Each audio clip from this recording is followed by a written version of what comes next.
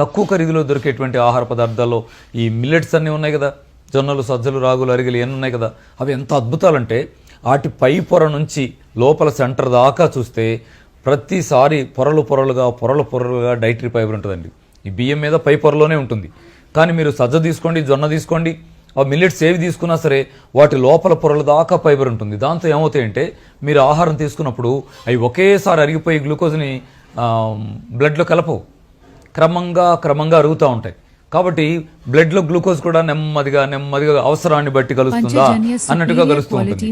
Cells receive చేసుకోవడం తేలిక, మనకి ఉత్పత్తి ఇన్సులిన్ దాన్ని ఇట్లా ఇచ్చేయడానికి సరిపోతుంది. ఎక్కువ గ్లూకోజ్ వచ్చే ఛాన్స్ బ్లడ్లోకి ఉండదు. ఇవన్నీ కూడా ఇండైరెక్ట్గా మీరు షుగర్ని తగ్గించుకోవడానికి నీళ్ళు ఎలా ఉపయోగపడతాయో 30% అని చెప్తామే, అలా ఈ డైటరీ ఫైబర్ ఉండేటువంటి ఆహారాన్ని తీసుకోవడం వల్ల మీ షుగరు మీరు చాలా వరకు తగ్గించుకోవడానికి ఉపయోగపడే దివ్య ఔషధంలాగా